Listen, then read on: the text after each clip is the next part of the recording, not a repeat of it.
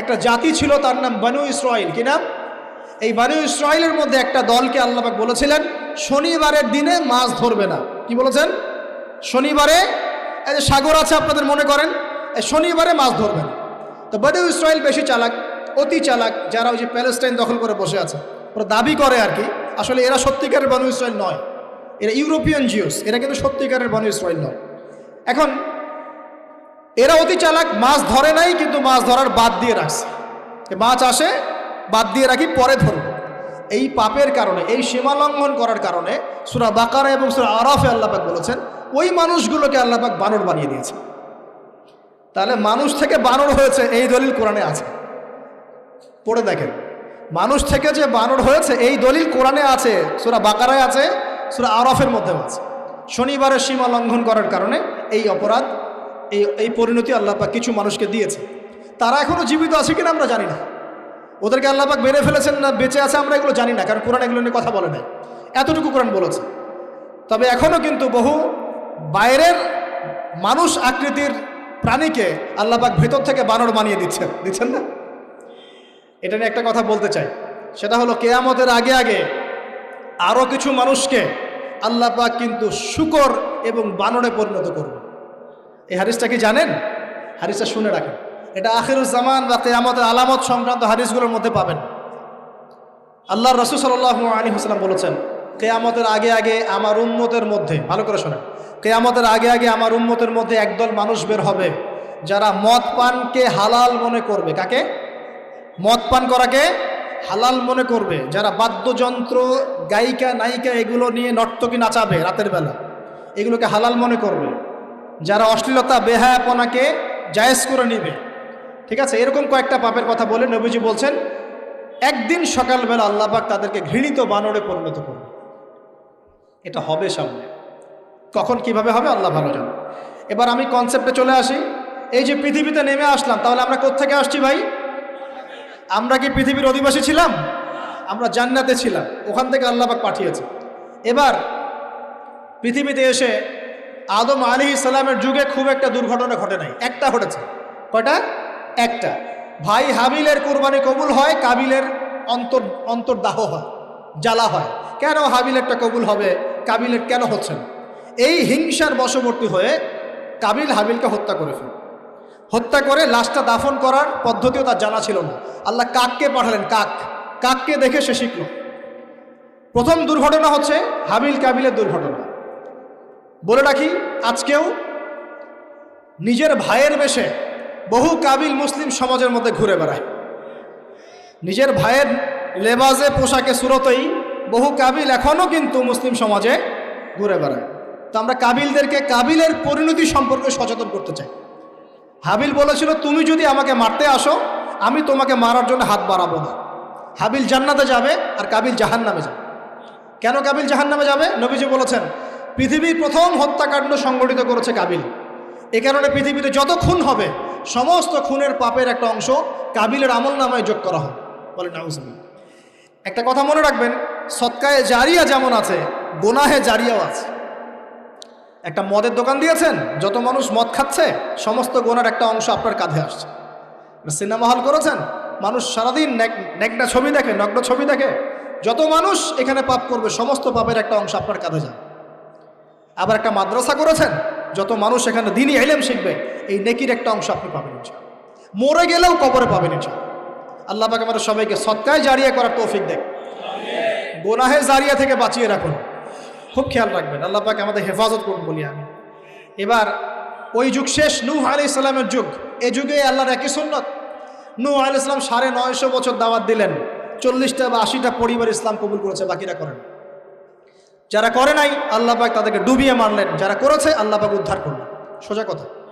আজকে সারা পৃথিবীতে যত মানুষ আমরা বেঁচে আছি না, আমরা কোনো না কোনোভাবে ওই 80 পরিবারের সদস্য। আমরা ভাই ভাই বা আমরা ওই ফ্যামিলি, 80 ফ্যামিলির অন্তর্ভুক্ত। কীরকম করে? নূহ আলাইহিস সালামের 4 সন্তান ছিল। কয় সন্তান? এক সন্তানের নাম হচ্ছে হাম। কি নাম? হাম। হাম ছিল একটু কালো বর্ণের। হামকে দিয়ে আফ্রিকার কন্টিনেন্টে যত মানুষ দেখছেন ব্ল্যাক স্কিনের, কালো স্কিন, এরা সবাই হামের বংশধর। মজা না বিষয়টা? মানুষের অস্তিত্ব পৃথিবীতে, ইতিহাস, এগুলো খুব ইন্টারেস্টিং টপিক। ইতিহাস পড়তে থাকলে আপনি ডুবে যাবেন। কত কি যে বিশ্বে হয়েছে আর কত কিছু হবে সামনে, সুবহানাল্লাহ। তখন আপনার অস্তিত্ব জানান দিবে যে আমি কত ক্ষুদ্র, মহাবিশ্ব কত বড়, আল্লাহ কত বড়, কত সময় চলে গেছে আর আমি এই সময় কি করছি। এক ভাইয়ের নাম শাম। এই শামকে কেন্দ্র করে এই আরবের যে মানুষগুলো আছে, আরব, অ্যারাবিয়ান, এরা শামের বংশধর। আরেক ভাইয়ের নাম ইয়াফাস। কি নাম? ইয়াফাস। ইয়াফাসের বংশধর হচ্ছে পশ্চিমারা, মানে রোমক যারা, তারা। আরেক ভাইয়ের নাম ছিল কেনান। কি নাম? কেনান। এ ইমান নিয়ে আসে নাই, ওই যে প্লাবনে ডুবে মরে গেছে। মরে যাওয়ার পরে আদম আলাইহিস সালাম বলেছিল, আল্লাহ আমার পরিবারের অন্তর্ভুক্তকে মাফ করে দাও। আল্লাহ বলেছেন, লাইসা মিন আহলিক, সে তোমার পরিবারের কেউ না। নবীর সন্তান হয়েও, নবীর সন্তান হওয়ার পরেও ইমান না আনার কারণে সে জাহান্নামে গেছে। আর আমরা আর কি এমন মানুষ, অমুক আলেমের সন্তান, অমুক বক্তার সন্তান, হ্যাঁ, অমুক পীরের নবাবজাদা, অমুক তমুক, এইসব বড়াই করে লাভ নেই। আমল, আকীদা, ঈমান যদি ঠিক না থাকে, আমাদের বংশ পরিচয় আমাদেরকে বাঁচাতে পারবে, আমাদের দেশ, জাতীয়তাবাদ, বর্ণ বাঁচাতে পারবে। যার যার কবরে তাকে তাকে যেতে হবে।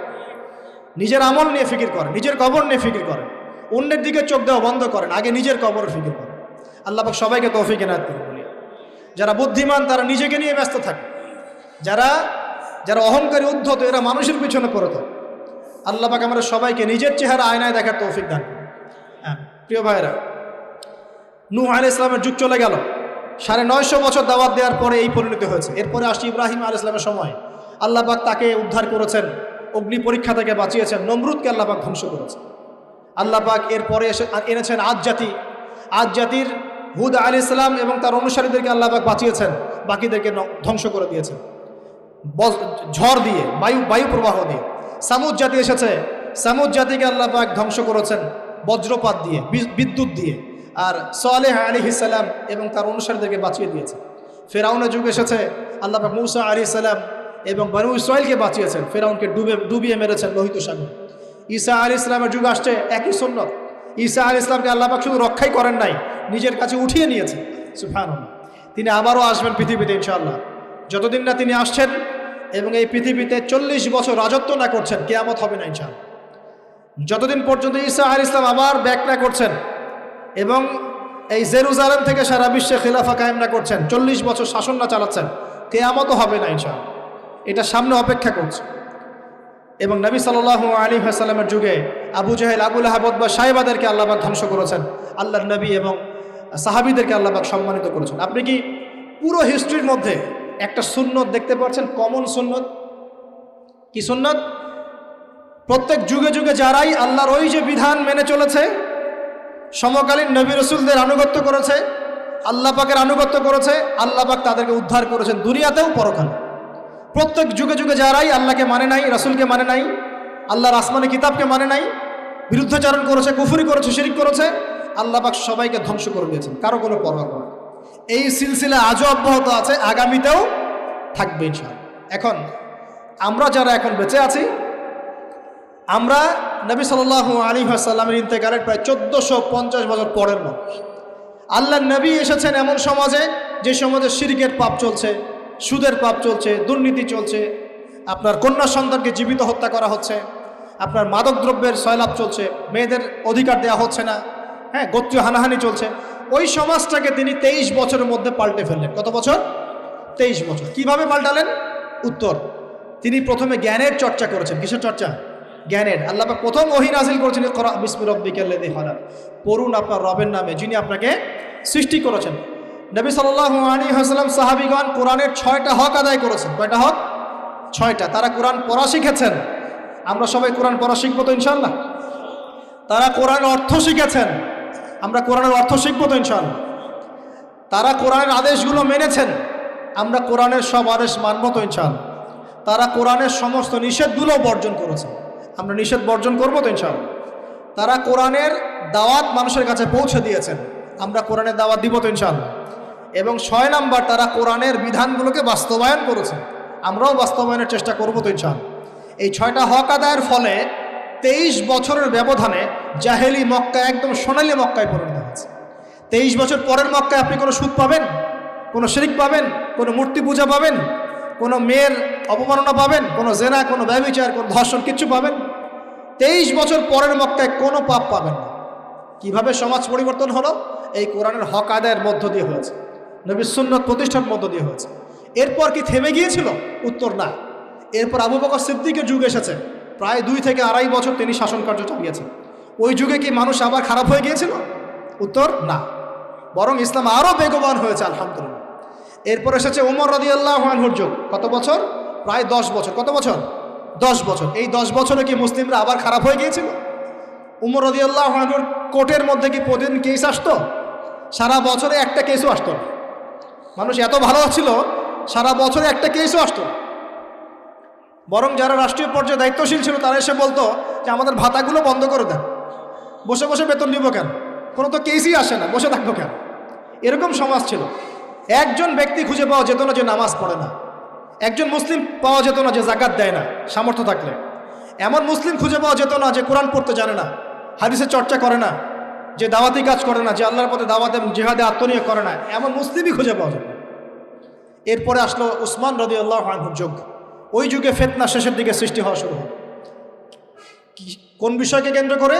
কোরআন সংকলনকে কেন্দ্র করে ফিতনা সৃষ্টি হলো। আতাতায়ীদের, বিদ্রোহীদের হাতে উসমান রাদিয়াল্লাহু আনহুকে নির্মমভাবে শাহাদাত বরণ করতে হয়েছে। তিনি প্রায় 12 বছর শাসন কার্য চালিয়েছেন। ইসলাম আরও এগিয়ে গেছে। এরপর এসেছে আলী রাদিয়াল্লাহু আনহুর যুগ। আলী রাদিয়াল্লাহু আনহুর খেলাফতে ওই উসমান রাদিয়াল্লাহু আনহুর ঘটনাকে কেন্দ্র করে, হত্যাকাণ্ডকে কেন্দ্র করে মুয়াবিয়া রাদিয়াল্লাহু আনহু এবং আলী রাদিয়াল্লাহু আনহুর মাঝখানে একটা ব্যাটল, একটা যুদ্ধ হয়ে গেছে। এর নাম হলো সিফফিনের যুদ্ধ। কিসের যুদ্ধ? সিফফিন। যাই হোক, এক পর্যায়ে আলী রাদিয়াল্লাহু আনহুকে এরকম বিদ্রোহীদের হাতে, খারেজিদের হাতে শহীদ হতে হয়। বলেন ইন্না লিল্লাহ ওয়া ইন্না ইলাইহি রাজিউন। তারপরে হাসান রাদিয়াল্লাহু আনহু অল্প কয়েকদিন শাসন কার্য চালান। তারপর উম্মার ঐক্যের খাতিরে তিনি তার শাসন কার্যের ভারটাকে মুয়াবিয়া রাদিয়াল্লাহু আনহুর হাতে সোপর্দ করে দেন, যা ছেড়ে দিলেন। মুয়াবিয়া রাদিয়াল্লাহু আনহুর সময় থেকে উমাইয়াদের শাসন শুরু হয়। উমাইয়ারা শাসন করেছে প্রায় 132 হিজরি পর্যন্ত। কত হিজরি?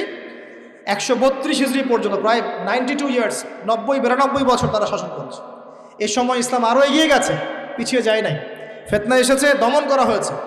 মুসলিমরা বীর দর্পে বিশ্বের বুকে শাসন কার্য চালিয়েছে। এরপর এসেছে আব্বাসীয়দের খেলাফত। জাব নদীর যুদ্ধে উমাইয়াদের পরাজয়ের পরে আব্বাসীয়রা ক্ষমতায় আসে। তারাও ইসলামকে এগিয়ে নেওয়ার চেষ্টা করছিল, ইসলাম এগিয়ে যাচ্ছিল, জ্ঞান বিজ্ঞানের প্রসার হচ্ছিল। আলহামদুলিল্লাহ, ইসলাম পিছিয়ে যায় নাই, মুসলিমরা পিছিয়ে যায় নাই। সারা বিশ্বে দাপটের সাথে আমরা চলেছি। তারপর আস্তে আস্তে ওই আব্বাসীয়দের পতন শুরু হলো। কাদের হাতে? এই তাতারিদের হাতে, মঙ্গোলিয়ানদের। মাত্র 40 দিনের ব্যবধানে পুরো বাগদাদের মধ্যে প্রায় 20 থেকে 25 লক্ষ মানুষকে হত্যা করা হয়েছে। বাইতুল হিকমা ধ্বংস করে দেওয়া হয়েছে, লাইব্রেরি ধ্বংস করে দেওয়া হয়েছে, বইপত্রকে নদীতে ফেলে দেওয়া হয়েছে। তারা ছিল উগ্র জাতি। মঙ্গোলিয়ানদের নাম শোনে নাই? হালাকু খান নাম শুনেছেন? চেঙ্গিস খান, হালাকু খান নাম শোনে নাই? ওদের হাতে মুসলিমদের ব্যাপক দমন পীড়ন সহ্য করতে হয়েছে। এভাবে যুগে যুগে তারপর ক্রুসেডাররা আসছে। ক্রুসেড 1টা 2টা 3টা ক্রুসেড হচ্ছে। আস্তে আস্তে উসমানীয়দের রাইজিং হয়েছে, ফাতেমি খেলাফত এসেছে, মামলুকদের শাসন এসেছে, এদিকে মোগলরা শাসন করেছে, কর্ডোভার দিকে আব্দুর রহমান তারা শাসন করেছে। মানে এক কথায় সারা বিশ্বে মুসলিম শাসন ছিল। অটোমান এম্পায়ার 1923 এই সময়ের দিকে, 1914 থেকে 1923 এই সময় পর্যন্ত অটোমান এম্পায়াররাই বিশ্বে ছিল। তারপর প্রথম বিশ্বযুদ্ধে যখন তারা রাশিয়ার পক্ষ নেয়, এরপরে ব্রিটেন যখন জয়লাভ করে, এই সময় থেকে মুসলিমদের ডমিনেটেড হওয়ার সময়টা শুরু হয়েছে। তারপরে মুসলিমরা আস্তে আস্তে রাষ্ট্র ভাগ করে ফেলেছে। প্রত্যেক রাষ্ট্র টুকরা টুকরা হয়ে গেছে, ইউনিটি নষ্ট হয়ে গেছে, রাষ্ট্রের ভিতরে বিভিন্ন ফাসাদ তৈরি করে দেওয়া হয়েছে, মুসলিমদের ঐক্য ভেঙে গেছে, ইকোনমি দুর্বল হচ্ছে। সব মিলিয়ে আজকে মুসলিমদের আজকে এই অবস্থা হচ্ছে। আমাদের এখন যুবকরা চিনে না আল্লাহকে, নামাজ পড়তে মানুষ খুঁজে পাওয়া যাচ্ছে না, যাকাত দেওয়ার মানুষ পাওয়া যায় না। রমজান মাসে পার্ট টাইম রোজা রাখে, পার্ট টাইম তারাবি পড়ে, পার্ট টাইম জুমায় আসে, পার্ট টাইম ঈদে নামাজ পড়ে। প্রজন্ম আস্তে আস্তে এই জায়গায় চলে আসছে। আল্লাহকে চিনে না, রাসূলকে চিনে না, ইসলামের হিস্ট্রি জানে না, আমাদের শেকড় জানে না। এমনি এমনি হয়নি, লাস্ট 100 বছরে এই জায়গায় আমরা আসছি। লাস্ট 100 বছরের হিস্ট্রি ভালো করে পড়ে দেখবেন, বলার সময় নাই এখানে। লাস্ট 100 বছরের হিস্ট্রি পড়ে দেখবেন, যে জায়গায় আমরা ছিলাম সেখান থেকে একদম তলানিতে নেমে চলে আসছি। এখন প্রশ্ন হচ্ছে, এই অবস্থায় কি চিরস্থায়ী থাকবো, নাকি এখান থেকে আমরা সামনে যাব? সামনে যে এমনি এমনি যাওয়া হবে না এটা নিশ্চিত। সামনে যাওয়ার জন্য কিছু কাজ এবং ক্রাইটেরিয়া মেনটেন করতে হবে। আমরা জানি এরপরে আসবে ইমামুল মাহদির শাসন, তারপরে আসবে নবী ঈসা আলাইহিস সালামের শাসন, তারপরে দাজ্জালকে মেরে ফেলা হবে। আর দাজ্জালকে মেরে ফেলার আগে দাজ্জাল তার অনুসারীদেরকে নিয়ে বিশ্ব শাসন করবে 40 বছর, 40 বছর না, 40 দিন। 40 দিন। প্রথম দিন হবে 1 বছরের সমান, দ্বিতীয় দিন হচ্ছে 1 মাস, তৃতীয় দিন 1 সপ্তাহের সমান। তারপরে দিনগুলো আমাদের দিনের মতোই। এরপরে ঈসা আলাইহিস সালামের আগমনের মধ্য দিয়ে তার ধ্বংস হবে। এরপর ইয়াজুজ আর মাজুজ বের হবে। ইয়াজুজ আর মাজুজ খুব হিংস্র হবে, তাদেরকে হত্যা করার ক্ষমতা মুসলিমদের থাকবে না। মুসলিমরা তুর পাহাড়ে আশ্রয় নেবে, আল্লাহ পাকের গজবে তাদের ঘাড়ের মধ্যে একটা ভাইরাস জন্ম নেবে, এতে তারা মারা যাবে। বড় বড় নখরওয়ালা প্রাণী আল্লাহ পাঠাবেন, পাখি, এরা এসে এদেরকে উঠিয়ে উঠিয়ে কোনো জায়গায় ফেলে দিবে, মহাবিশ্বের কোনো এক জায়গায় এনে ফেলে দেবে। তারপর আল্লাহ পাক বৃষ্টি বর্ষণ করবেন, প্রচুর বৃষ্টি বর্ষিত হবে এবং বিশ্বের এই জমিনটা উর্বর হবে। তখন একটা ডালিম দেখেছেন ডালিম, একটা ডালিম একটা পরিবার খাবে, একটা ডালিমের খোসার মধ্যে একটা পরিবার আশ্রয় নিতে পারবে, এত বড় বড় ফসল হবে। 40 বছর ঈসা আলাইহিস সালাম এই বিশ্বকে শাসন করবেন ন্যায়ের ভিত্তিতে, আদালতের ভিত্তিতে। ঘাটে মহিষে 1 ঘাটে পানি খাবে, বাঘে মহিষে 1 ঘাটে পানি খাবে, কেউ কারো উপর জুলুম করবে না। এরপর তার বিয়ে শাদী হবে, সন্তান হবে এবং তার ইন্তেকালও হবে স্বাভাবিকভাবে, এবং তাকে দাফন করা হবে নবী মুহাম্মদ সাল্লাল্লাহু আলাইহি ওয়াসাল্লামের কবরের পাশে, রওজার পাশে। এরপরে মানুষ আবার খারাপ হওয়া শুরু করবে, এতটা খারাপ হবে যে মানুষ রাস্তার মোড়ে মোড়ে জেনা ব্যভিচারে লিপ্ত হবে, কুকুর শেয়ালের মতো। এই অবস্থায় পশ্চিম দিক থেকে সূর্য উঠবে এবং ব্যবসায়ী ব্যবসা করতে বসেছে, কাপড় খুলেছে, এই কাপড় গুটিয়ে নেওয়ার আগে কিয়ামত হয়ে যাবে। একজন ব্যক্তি পানির বোতল খুলেছে, পানি মুখে দেওয়ার আগেই কিয়ামত হয়ে যাবে। একজন ব্যক্তি বাসা থেকে বের হয়েছে, বাসায় ফেরত যাওয়ার আগে কিয়ামত হয়ে যাবে। উটকে পানি পান করানোর আগে কিয়ামত হয়ে যাবে। ওই সময় তওবার দরজা বন্ধ হয়ে যাবে। এই ইসরাফিল আলাইহিস সালাম সিংহায় ফুঁক দিয়ে দিবেন, মহাবিশ্ব ধ্বংস হয়ে যাবে। আল্লাহ পাক দ্বিতীয় ফুৎকারের মধ্য দিয়ে আবার সবাইকে উঠাবেন এবং এই দুনিয়ার জীবনে আমরা যে কাজগুলো করেছি এর হিসাব আমাদেরকে দিতে হবে। সেদিন যদি আমরা আল্লাহর কাছে প্রত্যেকটা কাজের হিসাব দিতে পারি, কোরআন সুন্নাহর উপর থাকতে পারি, আল্লাহর বিধিবিধান মেনে চলতে পারি, এই কারাগারের জীবনে আল্লাহর বিধান মেনে চলতে পারি, ইনশাআল্লাহ যেই জান্নাত থেকে আসছি আবার সেখানে ফিরে যাবো। আর যদি ওই দিন আমরা হিসাব দিতে ব্যর্থ হই, আল্লাহ না করুক, তাহলে ওই ইবলিসের সাথে, তার অনুসারীদের সাথে আমাদের সবাইকে জাহান্নামে থাকতে হবে বলে নাউজুবিল্লাহ। এভাবে হিস্ট্রি শুরু হয়েছে, হিস্ট্রি শেষ হবে। এই দুনিয়া চিরস্থায়ী হবে না, আর আমাদের অবস্থা এমন থাকবে না। এখন শেষ কথা হচ্ছে, এই অবস্থা থেকে উত্তরণের জন্য আমাদের কি করণীয় হচ্ছে? উত্তর, আমাদের প্রথম দরকার জ্ঞান চর্চা। কি দরকার ভাই? জ্ঞান চর্চা, প্রচুর জ্ঞান চর্চা প্রয়োজন। জ্ঞান নাই কিছুই করতে পারবো না। দ্বিতীয় কাজ হলো আমাদের সবার দরকার জানা অনুযায়ী আমল করা, জানা অনুযায়ী আমল করা। যে যত বেশি জানি আমল করার চেষ্টা করি, আল্লাহ পাক তৌফিক দান করুন। এরপর দরকার আদর্শ পরিবার গড়ে তোলা। পারিবারিক আদর্শ সুন্দর হলে পরে সমাজটা সুন্দর হবে ইনশাআল্লাহ। আল্লাহ পাক আমাদের সবাইকে আদর্শ পরিবার গড়ার তৌফিক দান। দিনদার মেয়েকে বিয়ে করবেন, দিনদার ছেলেকে বিয়ে করবেন, অল্পে তুষ্ট থাকবেন, পরিবারের বিষয়ে সবর করবেন এবং সন্ততিদেরকে মানুষ করে যাওয়ার চেষ্টা করবেন। এরপর দরকার আমাদের হালাল রিজিক। সবাই যদি হালাল রিজিকে সন্তুষ্ট থাকি, সমাজের মধ্য থেকে অন্যায় এমনি অটোমেটিক কমে যাবে ইনশাআল্লাহ। প্রত্যেকটা কাজ করার আগে চিন্তা করব কিভাবে করলে হালাল হবে, কিভাবে করলে হারাম হবে। এরপর দরকার নবী সাল্লাল্লাহু আলাইহি ওয়াসাল্লামের সুন্নাহ মাফিক জীবন গড়া। 24 ঘন্টার দিন রাতে যে কাজগুলো আছে, এই কাজগুলোকে নবীর সুন্নত অনুযায়ী করার চেষ্টা করব। আল্লাহ পাক তৌফিক দান করুন বলি। আরও দরকার আমর বিল মারুফের কাজ করা, মানে সৎ কাজে আদেশ করা। আমাদের সবাইকেই দাওয়াতি কাজ করতে হবে। একজন দুইজন করবে, বাকিরা করবে না এমন নয়, সবাইকেই পার্ট টাইম হলেও দাওয়াতি কাজ করতে হবে। নামাজ আপনি পড়ছেন, নামাজের দাওয়াত দেন। আপনি জাকাত দিচ্ছেন, জাকাতের দাওয়াত দেন। আপনি রমজান মাসে রোজা রাখছেন, অন্য ভাইকেও রোজা রাখতে উৎসাহিত করেন। আপনি সুদ খাচ্ছেন না, অন্য ভাইকেও নিষেধ করেন, ভাই আপনিও খায় না। আমি যা করি সেটা আপনি অবশ্যই প্রচার করবেন, আপনি যা করেন সেটা আপনি প্রচার করবেন, যা করেন না সেটা বলতে যাওয়ার দরকার নেই।